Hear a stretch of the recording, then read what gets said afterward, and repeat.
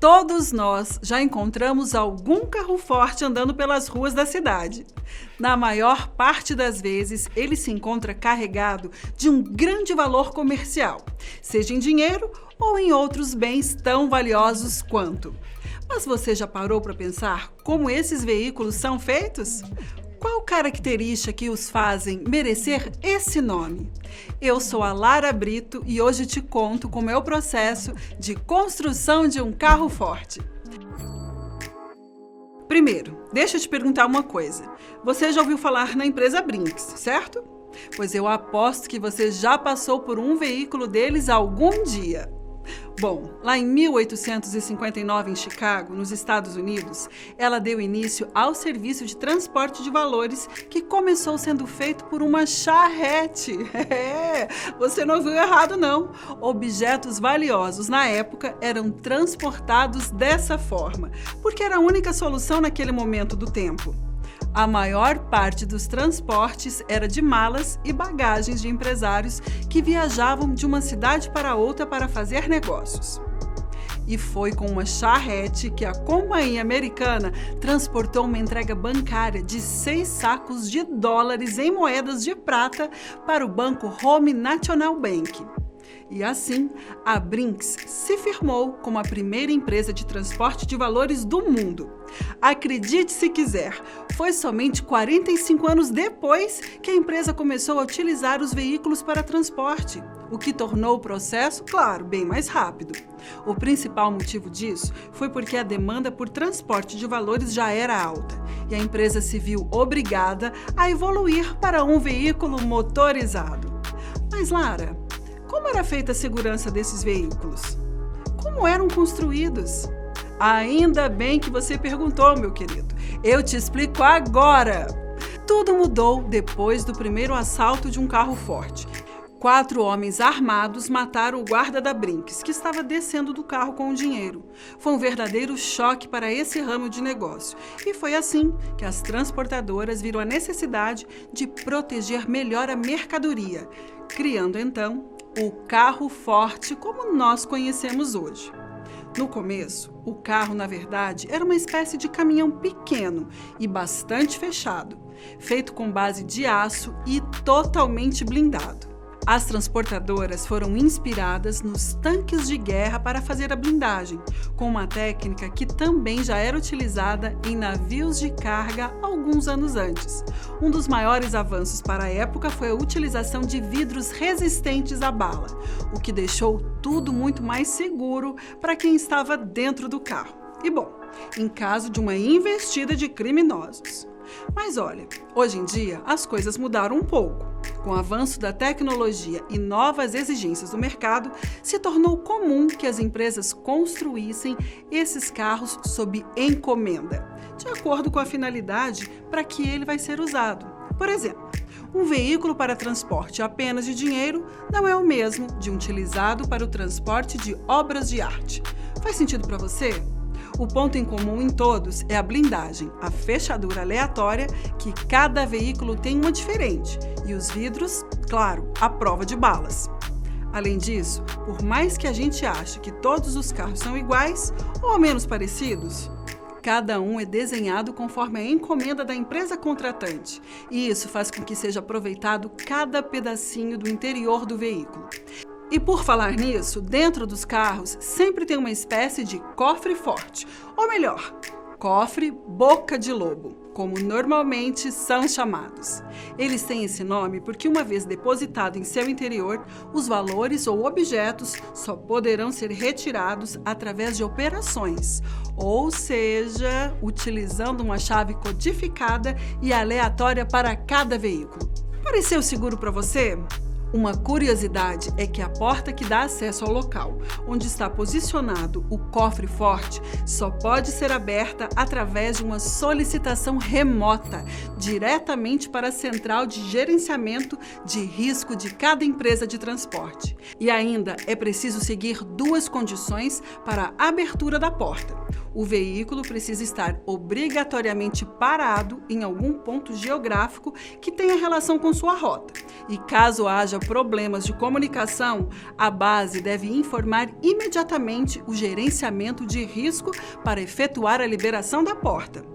Como todos os veículos são feitos sob encomenda, as empresas não podem revelar os materiais utilizados por motivo de segurança.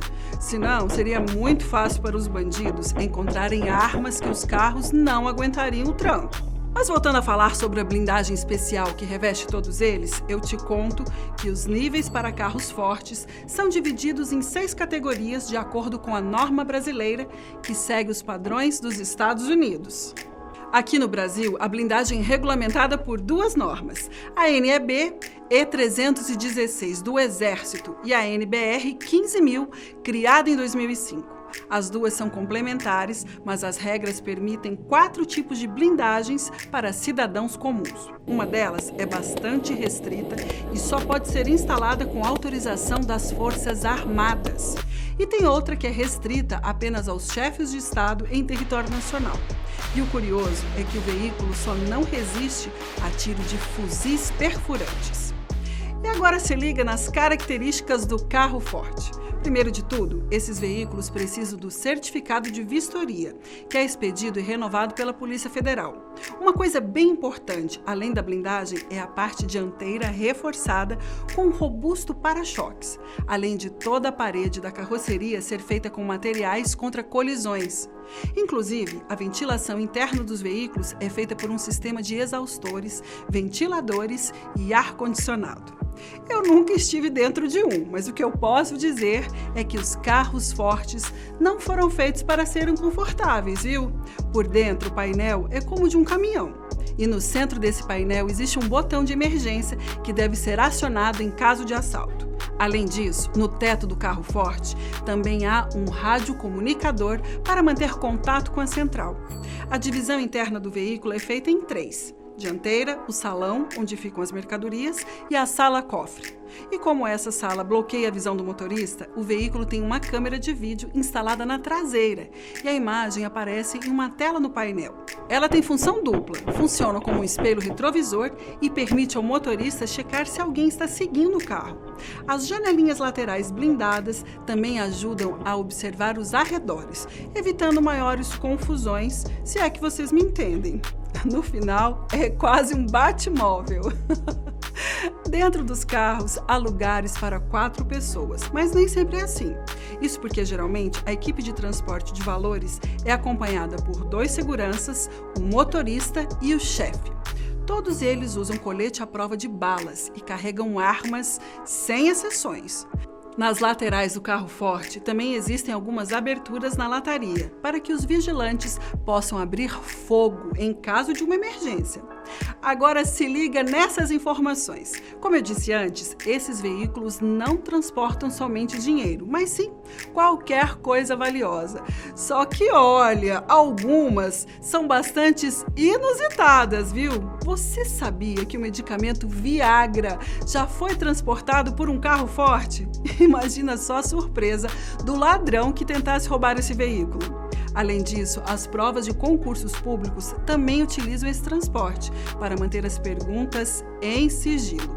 E você sabia que a carta que Pero Vaz de Caminha enviou ao rei de Portugal, Dom Manuel I, em 1500, foi trazida para o Brasil nos anos 2000 por um carro forte da Brinks? Pois é, parece que tudo envolvendo esse assunto é inusitado. E olha só, uma pepita de ouro de 65 quilos também foi levada do Pará para São Paulo nos anos 80 por um carro forte, só que foi da empresa Protege. E mesmo com tanta segurança, você acredita que esses veículos ainda são altamente visados por assaltantes?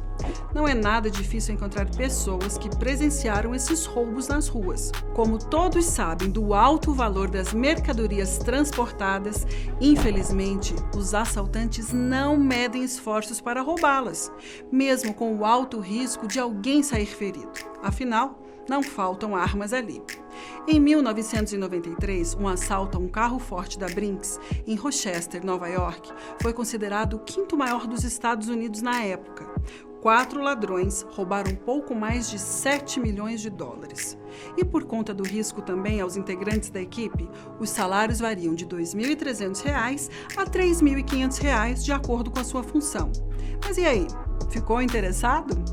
Sabia que para trabalhar como segurança de um carro forte é necessário um treinamento prévio e ser aprovado no curso de extensão em transportes de valores. Além disso, claro, estar em dia com as obrigações eleitorais, militares e ter idoneidade comprovada, ou seja, sem registros na polícia. Agora, me diz nos comentários, você tem alguma outra curiosidade sobre carro forte ou sobre serviços de utilidade pública? Eu fico por aqui. Um beijo! Tchau!